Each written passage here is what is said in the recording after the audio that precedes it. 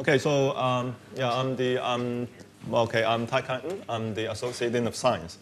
Okay, so this session is about the School of Science at HKUST, and as you can see from the title of the talk, the question is the topic is why choose School of Science at HKUST. So I'm supposed to to give you a sort of a overview of how the School of Science at HKUST looks like. Now, I think one thing which is very important, well, I don't know whether there are some students here who actually come to UST on Saturday, studying some of the UST courses. We are offering these courses to secondary school students nowadays.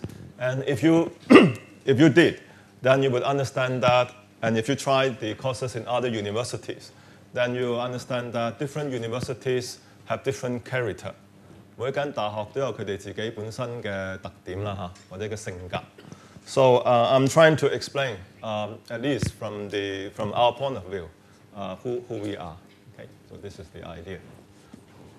Well, first of all, this is the general thing that nowadays, whatever subject you are studying, usually in undergraduate, the undergraduate education is not considered to be a specialist education in general. If you read the newspaper, I think, I forgot about it today or yesterday, there's some news saying that now if you look at the mentality of students, now the 18-year-old kid 20 years ago had the same mentality as something like 25 or 27-year-old young people nowadays. So the point is the following. Also, we have the discussion yesterday. I have a discussion yesterday with people from Education Bureau. And essentially, the idea is that, well, 20 years ago, well, for people at my age, when we come out to work, at the age of 20-something, we can establish ourselves in the society. Because at that time, there's lots of opportunity in Hong Kong and everywhere. But now it's quite different. For a student to establish yourself, if you look at, nowadays, the young people, typically it's difficult to establish yourself in any field before the age of 30 or something. Okay? 即係而家係30歲前係好難，係已經即係喺某一個領域係已經係有成就嘅。喺我嗰個年代就冇問題嘅，20幾歲就已經 OK 嘅啦。So that's why nowadays undergraduate education is really just the first step for you before you can become an established member in your profession. Okay. So that's why the purpose for undergraduate education is very different nowadays compared with 20 years ago. And we emphasize on overall problem solving, analytical skills, and whatever things like that. So the purpose of undergraduate education. So if you just look at statistics, keep your mind open. So this is the message. And you are not, most of you, whatever field you are in, you are not going to be a completely matured professional after your undergraduate degree. So that's why, one has to be flexible. So this is a message. So why choose UST? Of course, we have beautiful campus, and of course. This is ranking. Well, ranking is important to some people, so that's why it's put here. But it's not bad. I think we are somehow ranked in the top. I don't know why, but it's okay. Well, fine with me, right? This is repetition, what the job market wants. Well, this statistics, I think, is a bit more meaningful. Well, because of the following, actually. This is a ranking from the employer, the company manager and people like that.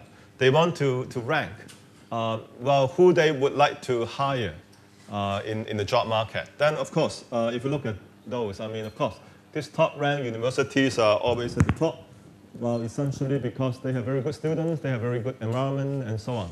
Well, UST is not too bad. Number 46 in the world, and somehow number 1 in Hong Kong. So why is that the case? I can tell you, very honestly. Actually, I just read. I read many of this education research in the world.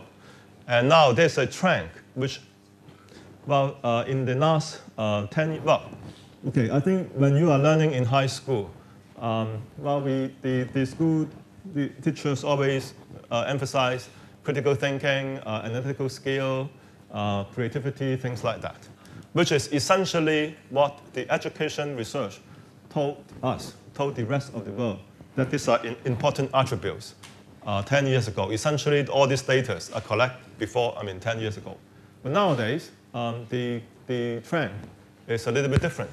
Actually, with more data collected, actually now it is more emphasized about the personality of students. What are the successful personality that you should have? And one very important ingredient, which I think if you are an employer, if you run a company, which is very trivial, but now the educators, well, eventually they realize that if they do the statistics correctly, that's the answer. For most employers, they want an employee who can work for them, who are willing to obey rules, who are willing to carry out very boring routine works, which is, well, most of the time, well, what you are doing. Even for me, doing research. Well, actually, when I was a graduate student, I talked with my supervisor. Then he told me that, well, it's actually very boring to do research. Actually, 90% of the time, for experimentalists, you are fixing apparatus. 即係自己喺度修正啲儀器嘅，如果做實驗嘅話，但係90%時間喺度修正儀器。Well, I'm not experimentalist, I'm a theorist, so I work on paper and pencil. But 90% of the time, what I'm doing, I'm just doing integral. Most boring thing in the world, one of them. But anyway, for success, if you want to be success, you have to go through this training. You have to be tolerant. You have to be patient, and so on. Now, I think, as you know, UST has the reputation of being the university of stress and tension. Well, that has a disadvantage because that is not comfortable, but also that has an advantage that actually we train you on these things, these qualities. So I think this is one reason why we are still standing, well, we are welcomed by the employer. Yeah, well, you may think of it as good way or bad way. It's your choice. Well, okay, research. I think this is, I don't want to go into details here, and I think we have enough, all this news and media coverage. You know that we are doing really quite well in research. I would say that's true. So this is basically telling you what kind of research we are doing. And well, essentially in medicine, in physics, in mathematics, all the basic fields in science, we have very good reputation worldwide. And for those who are interested at discovering the mystery of the universe, we also have that now. I think even 10 years ago, we have the reputation that we don't do fundamental research, but that's not the case now. But if you have questions, you can ask me later. I just want to go through it quick. Okay, for the program, what is this? Okay, this is what you require to graduate. So this is what I've told you. This is the same for any university in Hong Kong. Now, especially, well, not especially. At least for all these programs in science, in humanities, now we emphasize on general degree. So even if you are major in science, you'll find that you spend quite lots of time doing other things besides your major requirement. Essentially, your major requirement constitutes only 1/3 of the credits that is required for graduation. And then you have the other things to choose from, including school requirement. Actually, school requirements cover some of the basic things you need, and free elective and so-called University Common Core, which in the old time is called general education. Now, and also you have quite a high fraction of free elective, because now we, again, anywhere in the world is the same, we emphasize student that we want to give flexibility to students so that you can do whatever you want. So students can use this to do your minor, can enhance your major, or even do double major or whatever. Nowadays, it's very much encouraged to do double major. 雙學位嘅啫，而家係Okay, and so these are the majors that we're offering in the School of Science. Well, these are quite traditional, except that, okay, I mean, these are a little bit more, I mean, these are old things. This is a new bottle of old wine. I mean, 現都係生物科, but now it's emphasized on application, on technology and research and so on. Again, yeah. And otherwise, they are also environmental science and yeah, physics, mathematics, all these things. Okay? If you have questions about these details, you can ask me later. We also have this dual degree program. Essentially, you are getting 2 degrees. So 1 degree in technology, the other in management or biotechnology and management. Right? Management means yeah, this is a program in collaboration with the business school. That's what it means. Okay? Yeah, many other things. Well, this is the new program that we developed last year, that we started last year. And okay, well, because I think we are mature enough to build up a real good research program. And now, okay, so essentially this is a program that we launched, we launched last year. So the first batch of students come in this year, in 2013. 今年係第一批學生嚟. So this is a degree for our students to pursue a career in scientific research. And well, besides the science curriculum, usual things, then we have this. Okay, if you enter this program, you are guaranteed to choose any one of this. Okay, it's your choice. And also, the special thing about this is, okay, of course, participation in advanced research projects under the supervision of world-class professors like me, right? Opportunity to meet with Nobel laureates and renowned scientists. Exchange opportunity, well, these are not that special, but I think this is the thing that is really special. We guarantee that you will have summer research internship opportunity in foreign universities and national laboratories. Well, this is, we guarantee at least 1 summer. So depends on your choice of major and your subject of interest. We will send you to one of the top institutions in the world. I cannot guarantee that you will go to Stanford or MIT or whatever, because if all the students want to go there, there's no way we can put all the students in MIT or Stanford.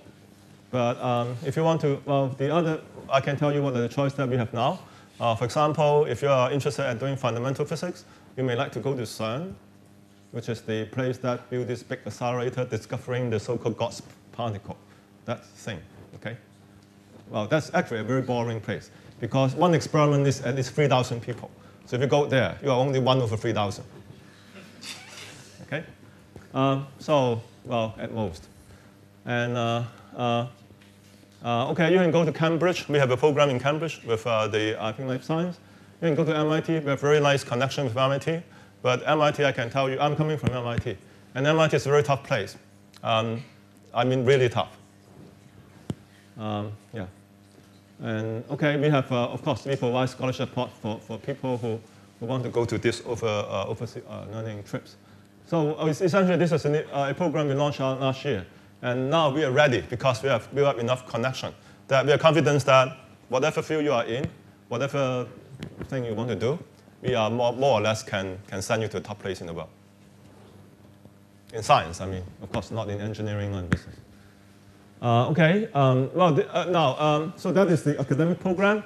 And as I've mentioned, nowadays it's very important for students to have an overall development. And usually you don't know what you're going to do, I mean, until the age of 30 or so.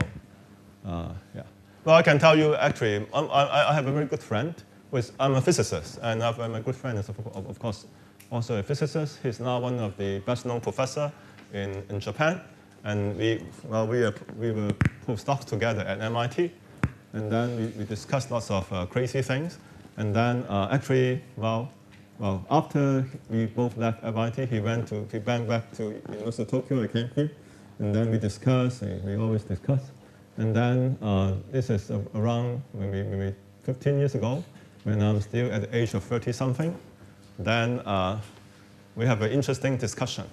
That Japanese said, well, eventually he understands what he's doing. I mean, what is the field he's working on. that is after he said that essentially in our field of study, the field that we are doing, forget about it. The point is that he understands what he is doing only at the age of 30. Okay, so that is, but already at the age of 30, he is a professor at the University of Tokyo. Okay, so so sometimes even a full professor do not know what they are doing. Okay, it takes time. So these are very tough. But anyway, these are, we have all these different opportunities for you to explore yourself and go to other things. So this is a research. This is a wildlife conservation. This is a collaboration program with 海洋公園, Ocean Park, and other things. Exchange program, mentorship program. The mentorship program is a program where you can talk with the celebrities in Hong Kong. This is an old picture, I think. Now this is Fanny Law, if you can see it. So these are our students talking with Fanny Law. So this is, I think, a picture taken 2 weeks ago. So this is, we have a very strong student supporting networks nowadays. Well, okay, I'm not sure that is good or bad, but we do have that. So these are all the students standing together, gathering together. I think 2 or 3 weeks ago in a orientation in a sports hall. I think there's no parents, they're only students. And then, okay, so this is the office. I mean, that office which is opposite to this room. This is our School of Science advising office. And you see, this is not today. This is many days before. And there's lots of very active things there happening. And you can see foods there and music there. Okay, so actually, the music band is performing inside this office. Career prospect, okay. So this is roughly what we have nowadays. Each year, about one-fifth to a quarter of our graduates pursue further studies and at these places. Actually, we are quite satisfied with this percentage. I mean, it doesn't make sense to produce all these people who want to do scientific research. That's not that healthy, actually. But if you want to go to industry, that's fine. Okay, so rest seek employment is in various fields. And, well, you see in Hong Kong, we don't have much engineering industry. We don't have scientific research labs, not much. So that's why our students typically go to other areas, just like any other field. Okay, one of our famous pictures.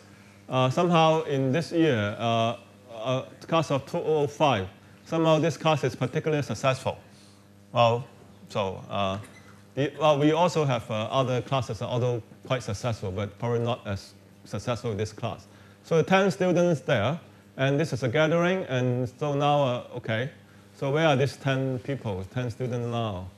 Well, this girl is now he got a PhD in Stanford, is now a postdoc at Yale. I think her husband, she got married, her husband is going back to Chinese YouTube as a professor. Chris, now he's a postdoc at Harvard. And Marco, and then now in Hong Kong Observatory. Ricky, now a postdoc at UC San Diego. Boris, now at Tsinghua University. This is actually, now this Boris is very special because he wants to be an astronaut. 佢想做個太空人. Now, there is some difficulty. If you're not American citizen and you want to be an astronaut, that's why he went back to China and studied in Tsinghua University. Not because it's not good enough, it's very, very good. But he wants to be an astronaut. Okay? Jeff, Hong Kong Observatory. Jose, a postdoc at MIT now. Yeah, this is also a very successful guy. I think he got several offers. I forgot, I'm not sure where he's going. Got offers from some good universities in the world. Wake, now he's an assistant professor at HKUST.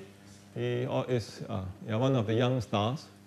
Fai, Fai is a postdoc at Cornell now. This is the one who is another young star. I mean, in physics. All these are physicists, physics students. Another young star, I mean real young star, at the world-class young star. That's what I mean. Frederick, okay, now an assistant professor in Brown. So, yeah, this is a particular successful class. Okay, well, yeah, again, we saw some of what our alumni are doing. Francis Scott, he's a very successful guy, but very hardworking. Now, he is a founder of this company. Well, his dream, I don't know whether any of you read science fiction about robots. Anyone read science fiction about robots? Raise your hand. No? Okay. Well, this guy reads science fiction about robots. And there's a series of science fiction written by a very famous, actually, about chemists called Asimov. I don't know whether any of you have heard about Asimov. No? Anyway, he created a vision of the future world based on robotics. And then I talked with this guy. He said that his dream is to realize what this science fiction talks about. So he created a company which is doing software, a software company, essentially. Okay? And yeah, he's quite, well, I mean, look, if you look at him, he's still very young. So at this age, he's very successful.